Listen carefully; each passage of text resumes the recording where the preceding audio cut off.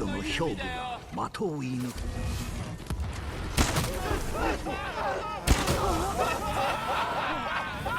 撃ち詰めるまだか。鬼でさえクロードにとっては敵でなかった。Hey, what is going on, everybody? Welcome back to the channel. It's MCKOOKIE. So today we finally got the raids to unlock in Ghost of Tsushima, and for those of you who don't know, I've been addicted to Tsushima Legends ever since it dropped a couple weeks ago now, and I've just been farming and getting ready for the raid. So I'm going to be jumping into this tonight with my friends, but I wanted to show you guys my favorite build that I have so far in the game. I've been playing quite a bit of the characters extensively, but the Hunter is definitely my favorite class, and I wanted to show you guys the build that I'm running in the raid today. I'm going to start with my perks first, and then I'm going to show you my gear, and I'm basically going to try and show you guys the synergy that I have going on. I think Hunter is probably the best DPS class in the entire game, and if you have good aim, it is very easy to get more kills than everybody else in your party. And since I normally like to play the DPS roles in most games like this, the Hunter definitely is my cup of tea. And it's very flashy and fun, and it's not too hard to pull off. You just have to have decent aim with the bow, which is pretty forgiving once you get used to it. So anyway, let's go over the perks first, and I'll show you guys the gear and how everything kind of synergizes so well and ties together. So we're going with the explosive arrow, pretty self-explanatory. The stun arrow is not that good, explosive arrow all the way. And now as for this perk row, headshot damage by 50%, you don't really want to be using the bow up close, especially on the harder difficulties. I don't know what the raid holds, but as far as Nightmare and Gold Survival, it's very dangerous as a hunter using your bow up close because you open yourself up to attacks from behind. Especially Onis, you open yourself to the AoE slam attacks. You always want to keep your distance with the Hunter. You want to play to the strengths of your class, and the Hunter is all about range. Not that you don't fuck shit up close, but you definitely want to keep your distance because you have a better sightline of the whole battlefield. You can help out teammates if you need to, and you're not going to get caught up on. Because honestly, the weakness of the Hunter from what I've seen is when you have to contest an objective in survival because your Samurai or your Ronin or whatever is not doing their job. As long as you have people drawing aggro and filling their role, you can do yours. So I don't like this. This is not very good. This one is too niche. Like, it sounds nice that it buffs your handling speed for 30 seconds, but I don't think it's worth it because assassinations, like I say, you have to get in close to do assassinations. So these two skills really contradict how your positioning should be for playing the Hunter class. So what I do is I just do this: decrease class ability cooldown by 15%. That makes it so that my 55-second cooldown on the explosive arrow gets dropped down to about 46 seconds if I'm not mistaken. It shaves off like 8 seconds of the cooldown. For the next row of skills, I don't like the refill 30% of all ammo, and you'll see why in a second. I'm running the headshot refund perk, which is a key component of my build. So half the time I don't even need to refill ammo anyway, especially if I'm hitting more headshots than body shots, but even if I'm not, I'll show you guys in a second. Ammo's not a concern. Piercing arrows, this ability is a joke. You only get like 4 of them. And honestly, all you need to do is shoot the shield guys in the leg, like that guy right there in the background video. Just shoot him in the leg. It's really not that hard. Or just go for a different target. Like, just prioritize targets differently. This is huge. Damage of status effects increased by 25%. Your explosive arrow is going to catch everybody on fire, and then this just buffs that to 25%. And I'm going to show you guys the gear shortly, but all my gear is based around fire damage, which gets buffed by 25%. So this is just an insane ricochet, headshots, fire arrow build that I absolutely love, and I can't wait to try it tonight in the raid. For the last point, this is key. Pinpoint. Body shots with the bow have a 50% chance to deal headshot damage. This is nice because it makes it so that if you're under a lot of heavy fire and there's a lot of stuff going on, like if you're rolling around trying to dodge poison gas modifier or archers, it makes it so that if you just make sure you can land your arrow anywhere on the body in general, you can get rewarded with the headshot damage. And this also counts. If it does count as headshot damage, it will also ricochet your arrow to other people if you have the stepping stone bow. So now I'm going to get into the gear. This is the key part of the whole build. The Hunter without this bow is still pretty good and still arguably one of the best characters for DPS, but this definitely takes their DPS above and beyond anything I think you're going to see from like a Samurai or an Assassin or a Ronin spamming his bombs. This is a skipping stone bow. You guys have probably heard of it. What you want to roll for is ranged damage or headshot damage. I want to say, though, that the most important thing to get on this bow is headshot refund. So basically, in general, for those of you who don't know, before you start going for perks, you want to get everything to 110. It's not specifically stated, but I've done a little bit of testing.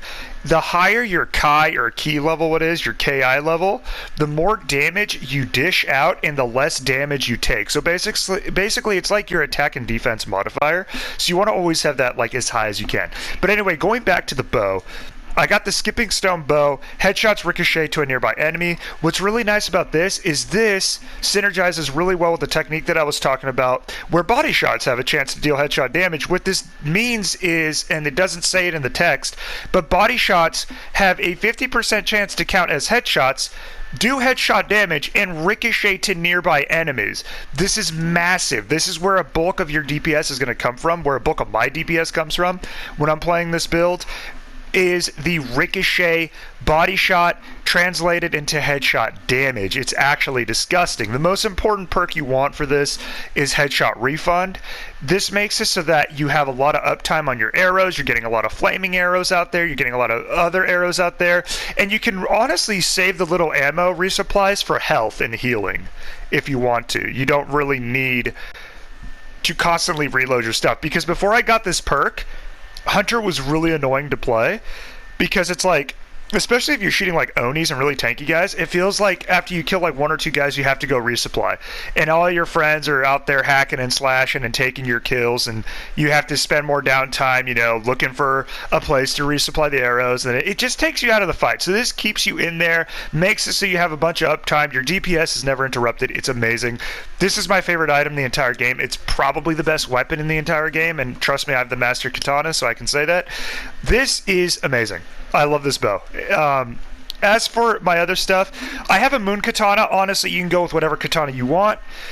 Just try and roll for melee damage. I don't really use the katana that much when I'm playing Hunter. It's more the kind of thing where if an enemy pressures me up close and another teammate just happens to like stun them or CC them, or if they get too close to me, I'll throw my dirt throw at them up close, and then I'll get a couple slashes in. But you're not going to be using melee too much, unless we're going for like a nightmare survival challenge where we have to get parry kills or something like that.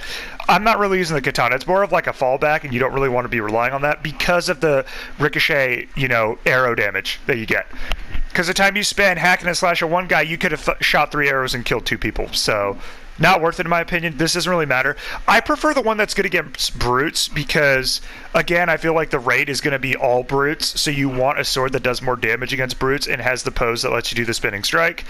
If you can get a roll that gives you Wave the Flame, that's the one that lets you do the R1 circle, light the sword on fire. That's probably my favorite katana perk in the whole game, because I notice the enemies just don't block your attacks. They just can't. Your attacks go right to the defense of those annoying shield men. So it's really good. Honestly, not that relevant on the Hunter because you're all about the bow, obviously, being a sniper class, but whatever. Okay, this is where I see a lot of YouTube videos not mention in this build the crazy perk that kind of ties your DPS all together, and that is Hunter Ability Radius. So basically, your Hunter ability, as I mentioned before, is going to be the explosive arrow, and you... By the way, your little ricochet thing works for all types of arrows. So if you shoot an explosive arrow into the body of somebody, it's probably going to ricochet and have another impact damage on somebody else. So what you do is you basically roll your Hunter Charm, because that's what I'm using. It's a unique Hunter Charm, to have the Hunter Ability Radius. I got a really nice roll on this one, so I'm not going to be touching this. Where you can basically get Hunter Ability Radius up. The minimum is 50%, which is massive. I got a God roll the other night for 84%. So my explosive arrow between ricocheting between 2 enemies, on top of that having 84.6% buff, I can clear an entire like survival capture point zone by myself. A lot of times an entire team will be like, oh, we need to help our Hunter, and then by the time they get there, I've just dropped everybody. It's insane. Like, that's the one ability that I think that perk is being not mentioned at all by a lot of YouTubers that are doing the same Skipping Stone Ricochet build, and it's massive. You definitely want to get a Hunter Charm to 110 and go for that. The perk at the bottom doesn't matter too much. I would prefer Fire Master because my build is all about doing a lot of fire damage, but combat regeneration is nice because now that I look at my build as a whole, I don't really have a way to heal myself. So it's kind of nice to be able to dip out of the fight for a little bit, get your health back up, especially if you're playing the Hunter correctly. A little bit of your health goes a really long way. Because if you play it right, your Ronin should really be healing you. That's kind of their role. And if you really need to, if you get into a pinch, you can go to an ammo resupply and get some health off of that. So it's nice to have the combat regeneration, but the Hunter ability radius kind of ties the synergy of this entire build together. And then if I haven't mentioned it before, the Skipping Stone Bow Ricochet also applies to your ultimate. So this ultimate, instead of killing 3 people, is going to kill 6. If you have the All-Seeing Eye ability, it'll go up from 5 kills to 10. It'll go from 5 people getting shot to 10 people, because each arrow will ricochet, but it's not worth it. You lose out way too much DPS with Pinpoint. Pinpoint synergizes so well with the Skipping Stone Bow that you just can't not use it. It's too good to not use. Going down here, you can do whatever you want. I still kind of like Sticky Bomb more than Dirt Throw, but just as it turned out, I ended up with a better roll on my Dirt Throw. And I figured it'd be nice to have a lower cooldown Ghost Weapon. So Dirt Throw is what I'm going to be using on all my characters going into the raid, except for maybe my Ronin. But this basically, I have everything. If you haven't noticed by now, I'm going for the 3 big things are headshot damage, range damage for obvious reasons with the bow, but also fire damage. Wherever I can get fire damage, I'm going to do it. So I have that on my Hunter Charm. Right here I have Fired Up perk. So basically that lights enemies on fire. The damage increases at 17% and the status effect duration is at 12. This is a really good roll. Like, this I think is fine. I don't think I'm going to be reforging that anytime soon. As far as my last one, this is probably interchangeable. I debated on getting on using the Healing Gourd and getting that to 110, but I think if you're playing smart with combat regeneration, it's more than enough health, and also if you're playing with a Ronin, they should be doing their job of healing you, so you don't need to worry about healing too much. You miss out on a lot of DPS. This is nice because you can just kind of put this on a point and then kind of kite away and shoot people as they walk into it. And it's really nice for, like, maybe trying to weaken people if you need to go for a res or something, which kind of happens all too often, even though you're playing with Ronins that don't know how to stay alive for whatever reason. It's their job to not die, but whatever, I digress. I like Caltrops. They're good. They have a long cooldown. I have a really good roll in this for damage increase at 18.9% when I think the max is 20, so that's a really good roll. Yeah, max is 20 on damage increase. The main reason why I'm sticking with this is because of the Fired Up perk, lights targets on fire. But basically, that's my build, and then I'll show you guys. These are the overall stats. So basically, Skipping Stone Bow is key, and then you also want a Hunter Charm with fire damage if you can roll it, but more importantly, Hunter ability radius. That's the key, the takeaway of my build, is having that bow with your Hunter ability radius. Being able to, like, have almost double the explosion is insane. Katana doesn't matter. Use whatever you're comfortable with. Like, if you like, the Wind Katana for Spearmen, then use that. That doesn't really matter. I like Dirt Throw because I think it's good to have a ghost weapon that has a lower cooldown than the other stuff. And then Caltrops is my big boy one.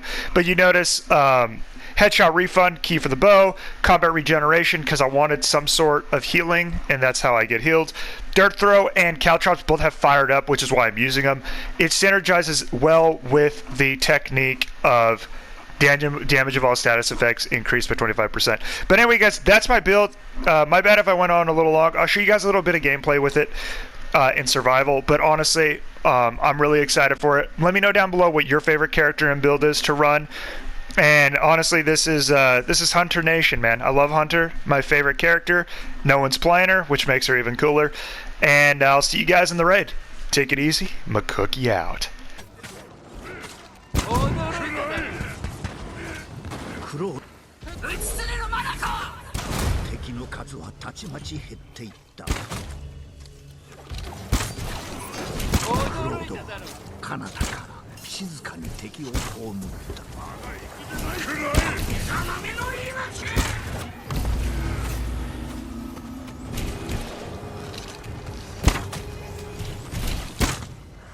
八幡の怒り